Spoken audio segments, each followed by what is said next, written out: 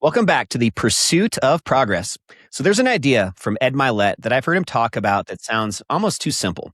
You could be one decision away from a completely different life. Not 100 decisions, not some perfectly mapped out 5-year plan. Sometimes it's literally just one decision. So think about some of the biggest changes in your own life. Maybe it's the decision to take a job, or maybe it's to leave one.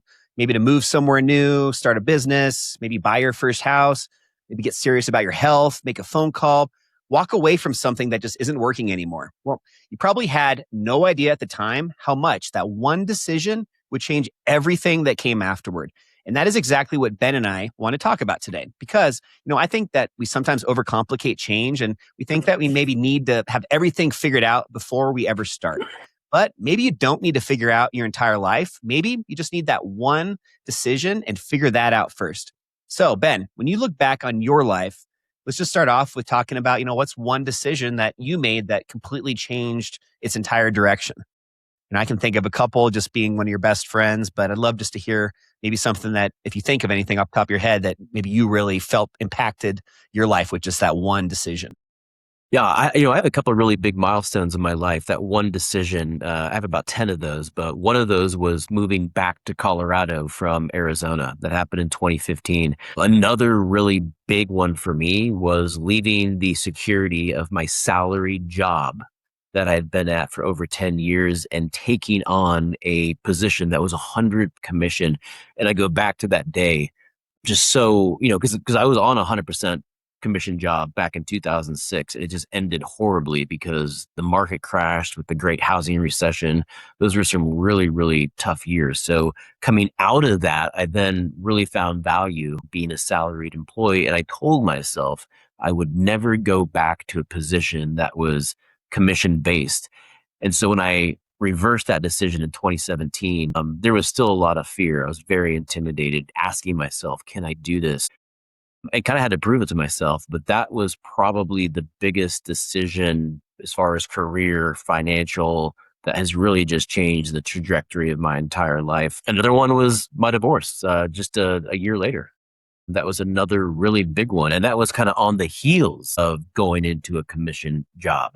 And so all of a sudden, less than a year later, now I go through this divorce. My ex-wife leaves the state. I'm with the kids by myself and on 100% commission job. So at that moment, I was looking over the brink and there was no plan B. And it was really up to me to sink or swim. And so kind of looking back at that, I can't believe it's been 8 or 9 years since both of those events. But in hindsight, so thankful that both of those things happened because I know God was working for my good. And even with the divorce, it's like, I can go to Angelica now and I can thank her. She realized that our values, our lifestyle, our habits, there just wasn't alignment there.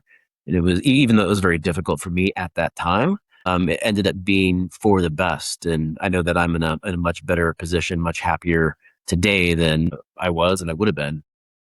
So yeah, those, and a lot of times those one decisions, whatever they are, it's going to be intimidating. It's going to be scary. They're not going to be comfortable decisions. And that's how you know.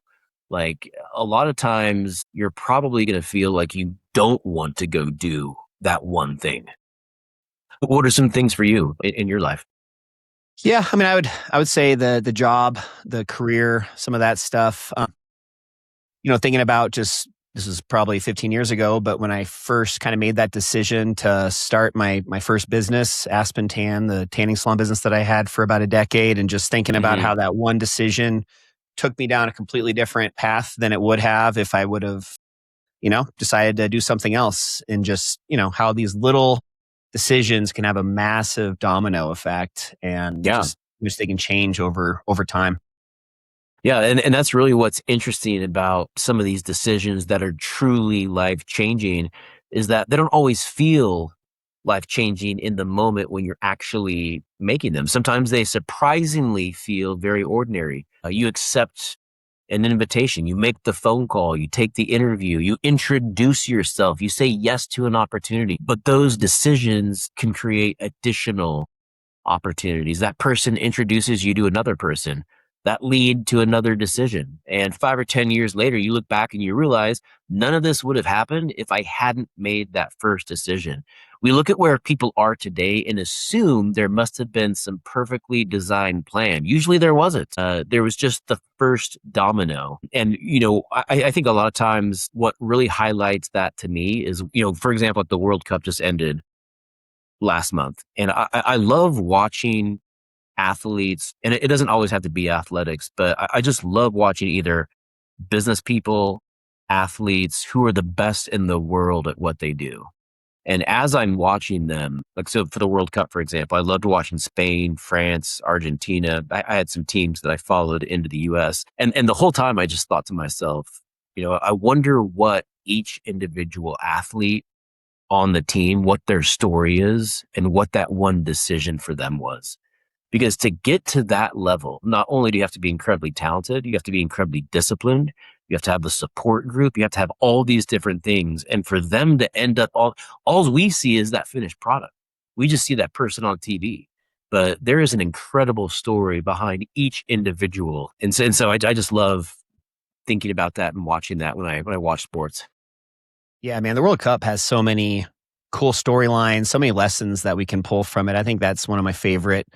This might be the third World Cup that I've really gotten into watching. So the last 12 years has been kind of when I first started really watching it. Man, it's just, I know this is kind of a tangent, but just how just awesome it is. So I'm excited Yeah. already for 4 years from now. But so kind of getting back into this though, the part that I'd like to talk about next is just how you don't really need the entire map. You don't need to have everything figured out. And I think this is also where a lot of people maybe can get stuck because we want to know exactly how everything is going to work before we're ever willing to take that first step. And I think especially with men over females, I think males are very kind of process goal oriented, task. So everything is kind of like, what's the next thing I need to do? We're very task focused.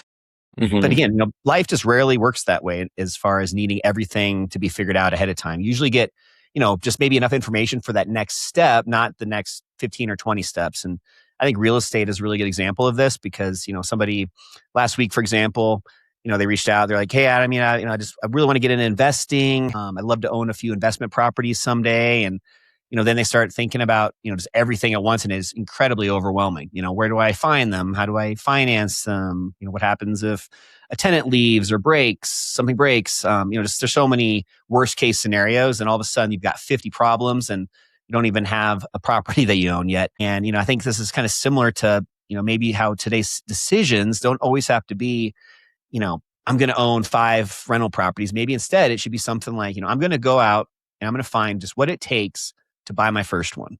And then that's Yeah. something that I can also see with, regular home buyers where people spend, years just on the sidelines, assuming that they just can't buy and they don't have enough money. They don't have good enough credit. Their payment's going to be too high, but they've never actually taken action to just talk to somebody and find out, what it really takes. And sometimes that first decision in this real estate example isn't to buy the house. It's simply just to decide and to stop guessing and find out just what's possible.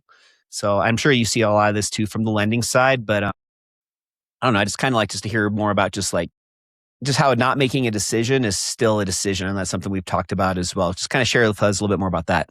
Yeah, I'm glad that you brought this example up because I would say that me buying my first investment property in 2019, coming up on 7 years ago, fits right into this category. I knew it Definitely. was something that was important to me. As a matter of fact, as a teenager, I wrote down on my wall on a piece of paper, I wrote this down as a 17 or 18-year-old that I wanted to own 5 investment properties by the time that I was 30.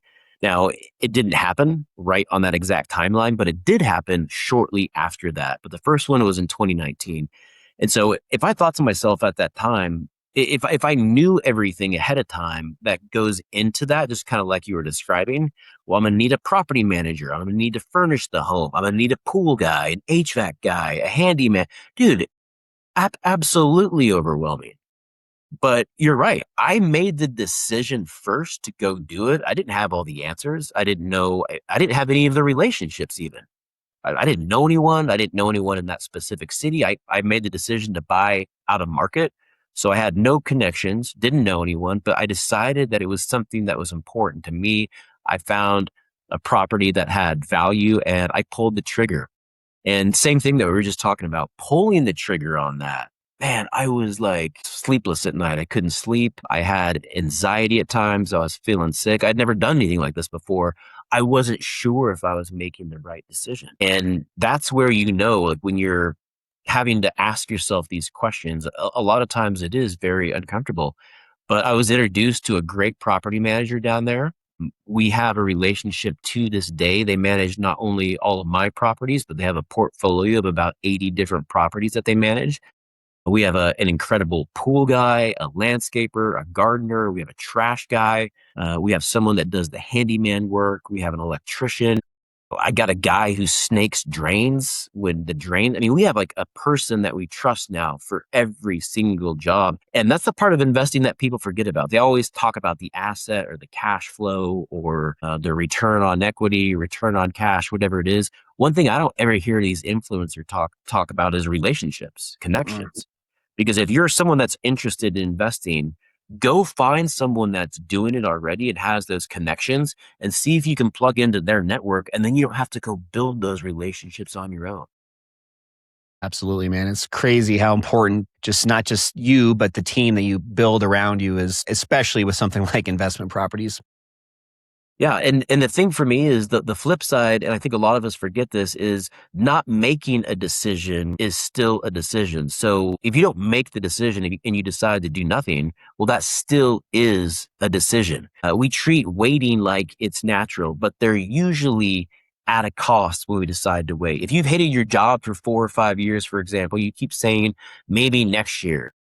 Maybe next year I'm going to go look at other jobs or other opportunities. You're making a decision to stay. If you wanted to start a business for 10 years, but you're waiting for everything to be perfect, you're still making a decision. If you know you need to get healthier, but you keep saying, I'm going to start Monday, I'm going to start tomorrow, you're still making a decision. And as I mentioned, real estate is the same way.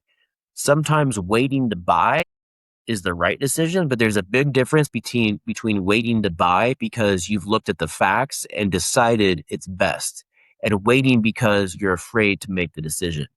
One is strategy and the other is avoidance. And that's what we're talking about with all of these examples here. The perfect time probably isn't going to come. And that's one thing I see a lot of people waiting for, especially in lending. When it comes to refinances, they're always talking about the perfect time. Well, I'm waiting for interest rates to come down, waiting for property values to come down. The perfect time isn't coming.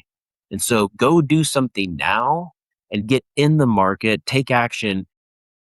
Rates, prices, economy, job, the election, the market, your kids, your schedule. It's never going to be perfect. So at some point, you have to make the best decision you can with the information you have. To kind of just wrap up this final thought here, I went for a run last night with my daughter and we ran around 8 miles. And that was a really big topic of our conversation was that keys to life. One key that I don't hear a lot of people talking about is just the ability to make good decisions and have sound judgment. She was talking about an experience that she had over the weekend, and there were some poor choices with some peers of hers. And she was just talking about how that impacted her and others. And I was so proud of her for the confidence and the leadership that she displayed in not doing some of those things that her peers were doing. But it's those decisions and decisions are made from a foundation and a framework. And that's something else I ever hear people talk about is that you have to have a framework for making decisions. So if you don't know what to do, ask yourself, what are my goals? What are my values? What do I believe in? And does this thing, does this person, does this opportunity, does this experience align with those things? Man, that was very well said. I love that, man. I think kind of to follow that up, just how important, just how one decision can, we talked about this earlier, but it can change how you see yourself as well. So not only is the decision making important just to, take action and go down the path and actually give yourself an opportunity to reap the rewards of whatever it is you're trying to do, but also just the kind of self-belief, the confidence, just how you change, how you see yourself from these decisions. And I think this is a concept that also doesn't really get talked about too much where, sometimes a decision doesn't just change what you do, but also changes who you believe you are. You decide you're going to maybe start exercising at the gym. Well, eventually you all of a sudden become somebody who exercises. You start maybe saving and investing money. Eventually you're going to become somebody who's intentional about, building wealth. Maybe like you're talking about earlier with Arizona and your rental properties, you buy your first rental investment property and all of a sudden you're not just somebody who talks about it. You're somebody who, actually invests, you're not just somebody that wants to invest someday. So again, you guys, you start the company. Now you're an entrepreneur. You publish maybe a video if you guys are trying to do YouTube. Now you're a creator. I think that's what this first decision is often so important because it is the hardest. And you're crossing this kind of invisible line, so to speak, between that person that you've been and also the person that you're trying to become.